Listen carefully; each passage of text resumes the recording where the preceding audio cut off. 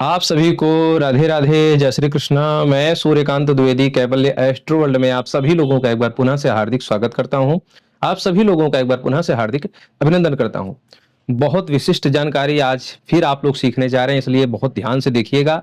बहुत खास जानकारी है, कह सकते हैं आप सभी लोगों के लिए, इसलिए बिल्कुल भी स्किप करके नहीं देखेंगे। और पूरी जानकारी अगर एक बार में समझ में ना आए तो 2 बार देखें, 3 बार देखें, अच्छे से समझें।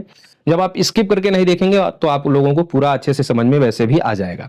कहने का अभिप्राय है कि ये जानकारी जो मैं आज आप लोगों को सिखाने जा रहा हूं, स्वप्न सिद्धि मंत्र, ये इसलिए मैं आप लोगों को बताने जा रहा हूं क्योंकि कल वाराणसी वाले हमारे जो योग के गुरुजी थे, उन्होंने किसी का नंबर दिया। कोई ऐसी लड़की थी, 30-35 साल लगभग उसकी उम्र हो चुकी है और 3-4 बार वैवाहिक जीवन में धोखे खा चुकी है, 3-4 बार।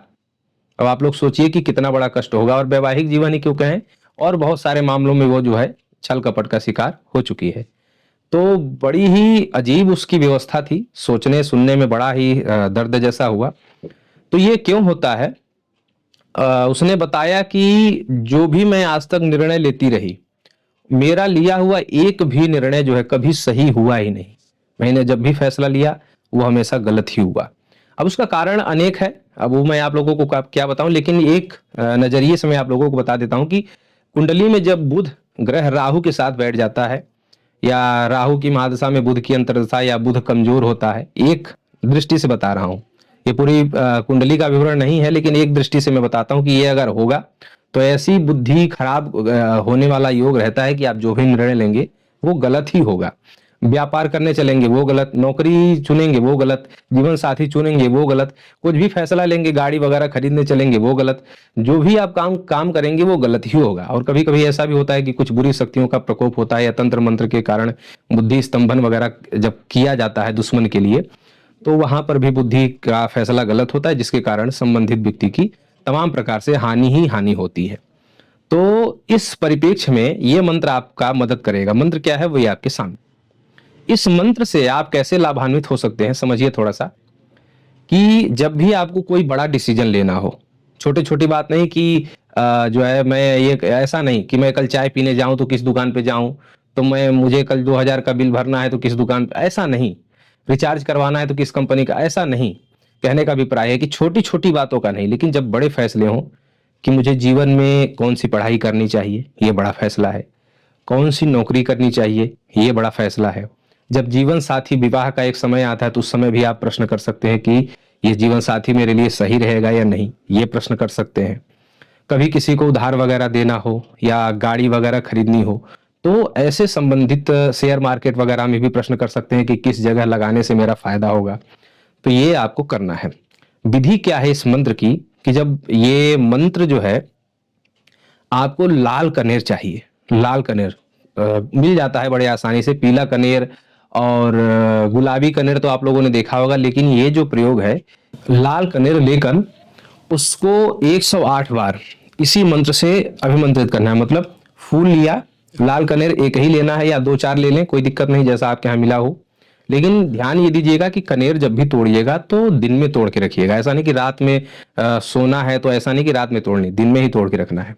2-4 ले लीजिए, एक मिल जाए एक ही ले लीजिए लीजिए और मंत्र पढ़ करके फूंक मारिए। अब आप बहुत लोग ये कहेंगे कि 2-4 फूल हैं तो सब पे अलग अलग फूल, नहीं, ऐसे हाथ बाएं हाथ में रखना है, ऐसे फूंक मारना है। मंत्र पूरा होने के बाद फूंक मारना है। 108 बार मंत्र पढ़ करके फूंक मारना है उन सभी फूलों पर, या एक फूल पर जो भी आपको मिला हुआ हो, वह आप अपने तकिए के सिरहाने पर रखेंगे। और फिर एक बात बता दूं कि ऐसा नहीं कि जिस बेड पे सोना हो, जिस बिस्तर पे सोना हो वहीं बैठ के सिद्ध करना, ऐसा नहीं। मंदिर में सिद्ध करिए या अपने आसन पर बैठ करके सिद्ध करिए, जहां भी आप आसन लगाते हो, पूजा वगैरह करते हो, वहां पर बैठ करके सिद्ध करिए। और उसके बाद ये सारे फूल अपने जो है सिरहाने यानी अपने तकिया के नीचे रख करके सोइए। एक बात और बता दूं कि जो व्यक्ति ये कार्य करना चाहता है, ध्यान का पक्का, दिमाग का पक्का और नींद का कच्चा होना चाहिए। नींद का कच्चा का तात्पर्य है कि उसको नींद की बातें याद होनी चाहिए, क्योंकि ये स्वप्न में भी यह जानकारी मिलेगी। स्वप्न में एक गण के माध्यम से आपको जानकारी मिलेगी। ये गण शंकर जी के गण के रूप में आते हैं, क्योंकि ये चेटक है। ये चेटक श्रेणी की जो है विद्या है, चेटकी श्रेणी की विद्या है। तो कोई एक चेटक आकर के, भगवान शिव के गण है, वो आकर के आपको संदेश देंगे कि ये कार्य। और ये जब आप फूल रख करके सोएंगे तो मन में एक बार चिंतन भी करना है कि मैं इसलिए ये पुष्प रख रहा हूँ, ये मेरा प्रश्न है। ये चिंतन भी करके या बोल देना है कि मैं इसलिए ये प्रश्न करके सो रहा हूँ, आप कृपया इसका उत्तर दें मुझे स्वप्न में। तो उसमें आपको सही गलत का पूरा आपको फैसला मिलेगा, समझने में मिलेगा कि जो है आपका जो निर्णय है वो सही है या नहीं, आप आगे इस निर्णय पर जा सकते हैं या नहीं।